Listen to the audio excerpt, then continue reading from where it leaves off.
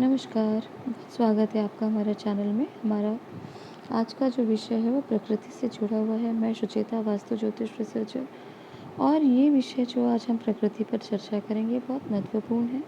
कुछ विशेष नियम हमारे ऋषि मुनियों ने बनाए हैं और समय समय पे हम आपको इसके बारे में जानकारी देते भी रहे हैं।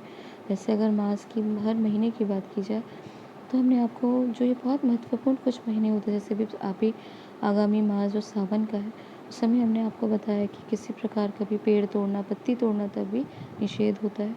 वहीं आपको, अगर आप मांसाहारी हैं तो आप किसी प्रकार के भी आप मछली का ग्रहण नहीं करना चाहिए, क्योंकि उनका ब्रीडिंग सीजन होने के कारण प्रकृति में जो बैलेंस है वो डिस्टर्ब हो जाता है। वहीं भाजी खाना, पत्तेदार सब्जी खाना भी पूरी तरीके से निषेध रहता है।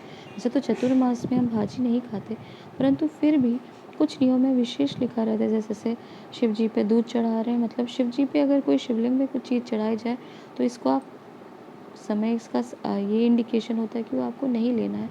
उसी प्रकार से प्रकृति के कुछ ऐसे भी नियम हैं जो हम भूल जाते हैं, परंतु ये प्राचीन नियम हैं। इन प्राचीन नियमों को अगर आप अनदेखा करेंगे तो निश्चित ही आपके जीवन में बहुत प्रकार की परेशानियाँ, बहुत प्रकार के दुख और जो है तकलीफ़ें हो सकती हैं। तो इन प्राचीन नियमों के बारे में हम आपको समय समय पे जानकारी देते रहे हैं। जैसे कि अभी 22 तारीख से 26 तारीख ये विशेष समय होता है। जैसे साधकों के लिए, जो देवी साधक हैं, तो उनको ये बताने की आवश्यकता है ही नहीं, परंतु फिर भी कई बार क्या होता है कि हम ऐसी चीज़ों के बारे में भूल जाते हैं। प्राचीन नियम है, हमें कोई बताने वाला नहीं, याद दिलाने वाला नहीं, तो हो सकता है कि ये आप गलती हो जाए, भूल हो जाए। तो इसलिए आप इस जानकारी को रखें, ध्यान रखें, क्योंकि इस समय जो है माता की बहुत ज़्यादा इंटेंस साधना की जाती है। वैसे ही 9 दिन की यहाँ साधना का समय भी प्रारंभ आगे जाके होता है, फिर भी इन 4 दिनों में आप किसी प्रकार के भी प्रकृति से जुड़े हुए जो नियम हैं उनको लागू रखते हैं, और गड्ढे, रोपाई, जुताई, कृषि के किसी प्रकार के कार्य को नहीं किया जाता। वहीं गृह निर्माण से जुड़े हुए कोई भी कार्य हैं, विशेषकर नींव का जो खोदना होता है, इस समय पूरी तरह से निषेध रहता है, क्योंकि आपको पता है यहाँ कामाख्या माता के मंदिर में 4 दिन का अम्बुबाची मेला भी लगता है। और आप जानते हैं ये मेला क्यों लगता है, क्योंकि माता इस समय रजस्वला होती है। ये नियम तो वैसे पहले पूरे ही सब जहाँ सनातनी है उन सारे स्थानों पे इसका नियम का प्रचलन था, परंतु धीरे धीरे धीरे ये सिमट कर सिर्फ उत्तर भारत या उत्तर पश्चिम भारत में, पूर्व भारत में ये सिमट के रह गया। आज आप देखें तो ग्रामीण इलाकों में आज भी असम, बंगाल, पूरे जो भी आपके जो नॉर्थ ईस्ट और इस उड़ीसा आदि बेल्ट में, ये आप देखेंगे आज भी लोग इस समय जो आम जनता है, जैसे गृहस्थ है, फिर इस समय अच्छा भोजन बनाते हैं, खेल कूद मौज मस्ती में ये 4 दिन अपने करते हैं। और अगर आप साधक हैं तो साधकों के लिए तो ये इंटेंस समय होता है। बहुत से लोग इस समय अम्बुबाची मेला में जाकर माता की वहाँ पे स्थान पर जाके तपस्या करते हैं, और इतना वहाँ पे उनकी इंटेंस साधना का ये समय रहता है। परंतु जो लोग नहीं भी जाते, वो भी जहाँ पर भी होते हैं वहाँ पे माता की साधना का जो है नियम देखा गया है।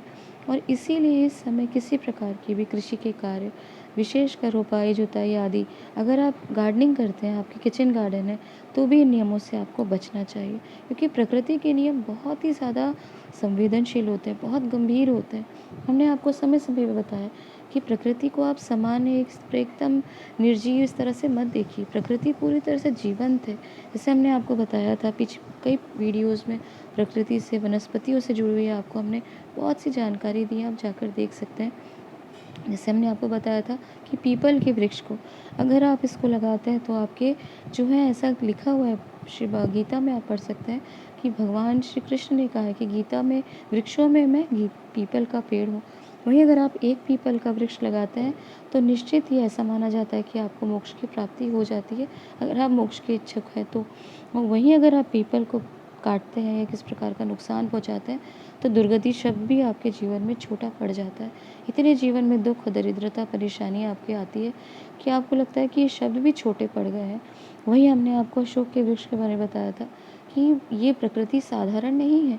ऋषि मुनि ऐसे ही, ये राजा, बड़े बड़े जो राजा, सैनिक, जो पूरे समाज को चलाने वाले लोग, अपने जीवन के एक समय पे आने पर वो जंगलों में, वनों में इसलिए नहीं जाते थे कि मात्र उनको समाधि या साधु बनना है, परंतु प्रकृति के साथ जुड़कर ही वो अपनी ग्रोथ अपने आगे आने वाले जो समय है, स्पिरिचुअल ग्रोथ हो, किसी भी प्रकार की जो है जो उनको उन्नति यही प्रकृति से ही प्राप्त होती थी।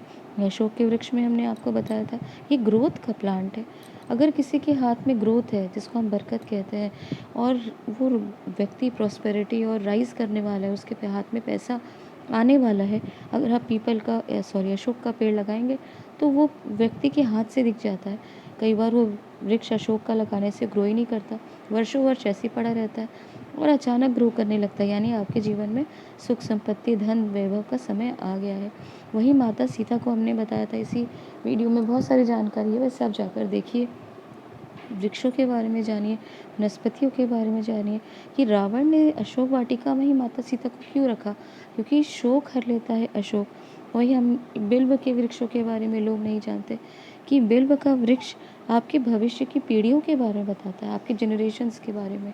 अगर कोई बिल्व के वृक्ष को काटता है तो उसके आगे जो जनरेशन है वो ख़त्म हो जाती है, और ये आप खुद स्वयं देख सकते हैं। और कुछ वृक्ष तो तुरंत असर दिखाते हैं, जैसे अशोक का वृक्ष आज किसी ने काटा तो कल आप देखिए कुछ ही दिन में, हफ्ते भर में उनके जीवन में किस प्रकार की तबाही सी आ जाती है, दुख दरिद्रता उनके जीवन में किस प्रकार से आ जाती है, परेशानी हो सकता है वो आर्थिक ना हो, शारीरिक हो, परंतु ये इंटेंस और क्विक आप इसको देख सकते हैं कि कितना गहरा उसका प्रभाव पड़ता है। और हर वृक्ष किसी न किसी चीज़ को डिनोट करता है। आप ये मत सोचिए कि पेड़ काट दिया, पत्तियाँ तोड़ दी, फूलों को नुकसान पहुँचा दिया। अगर आप किसी बिना पर्पस के किसी चीज़ को तोड़ रहे हैं और उसके नियम धर्म को नहीं जान रहे, किस प्रकार से इनके नियम हैं, किस प्रकार से इनको आप प्रयोग कर सकते हैं, तो निश्चित ही आप समझिए प्रकृति आपके लिए उतनी खतरनाक भी होती ही है। इसीलिए हम समय समय पे आपको प्रकृति से जुड़े हुए नियमों के बारे में जानकारी देते हैं और इसको आप अपने जीवन में अपनाइए। 22 जून से 26 जून के बीच में अगर हमारे सनातनी परिवारजन किसी प्रकार का भी इस समय जो है कृषि का और नींव खोदने का कार्य ना करें, इसलिए ये वीडियो को हमने आपको बताने का प्रयास किया है। और ये जो प्रकृति से जुड़े नियमों को आप जानें समझें, प्रकृति से जुड़कर आप अपनी हर प्रकार की ग्रोथ को प्राप्त कर सकते हैं। जेम्स हो सकता है ग्रह जो आप खरीद के लाएं वो इतना आपको प्रभावित ना करे, परंतु हर एक ग्रह से जुड़ा हुआ जेम्स यानी प्लांट्स भी होते हैं, पौधे भी होते हैं। इनको ही अगर आप सही तरीके से इनकी सेवा करें, इनको अगर आप अपने जीवन में अपनाएं, तो उतना उससे ज़्यादा लाभ देखेंगे आप, उतना ही नहीं उससे अत्यधिक आप अपने जीवन में ग्रोथ जिस भी प्रकार की आप चाहते हैं, स्पिरिचुअल या आप अपने जीवन में फाइनेंशियल ग्रोथ चाहते हैं, तो इससे आप देखकर अपने जीवन को संपन्न बना सकते हैं। तो ये जानकारी यहीं तक दी गई जानकारी आपको पसंद आई तो लाइक सब्सक्राइब ज़रूर करें। धन्यवाद।